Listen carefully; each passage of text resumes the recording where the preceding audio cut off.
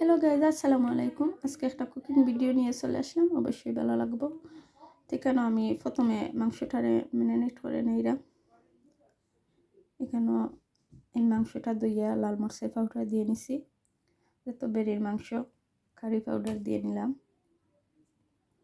হলদি powder, ধনিয়া powder, দালচিনির powder, পাঁচফোড়ন দিয়ে নিলাম, লবঙ্গ, তেজপাতা দিয়ে নিলাম, স্বাদ মতন লবণ দিয়ে নিলাম, তেল, রসুন বাটা, আদা বাটা দিয়ে নিলাম, পেঁয়াজ কুচি।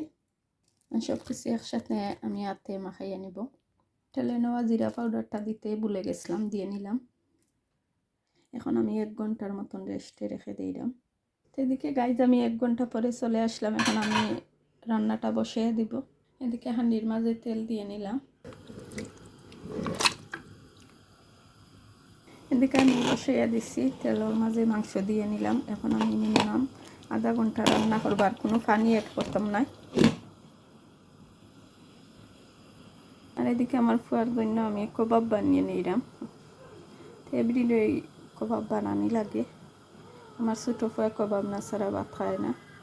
এদিকে গাইজ আমি ডিনার টাইমও লাগে চিকেনটারে ম্যারিনেট করিয়া রেখে দিলাম, যত আমি ডিনার টাইমও বানিয়ে নিব। আমি ফ্রাই চিকেন বানাইব। আর ভিডিওটা গাইজ অনেক লম্বা হয়ে যায়, এই জন্য আমি ভিডিওটা স্টপ করে নিলাম। আর এদিকে আমি কবাবও বসিয়ে দিছি। ঠিক আছে, সবাই ভালো থাকবা, ভালোবাসা দিয়ে আমার পাশে থাকবা। আল্লাহ হাফেজ। Thank you for watching.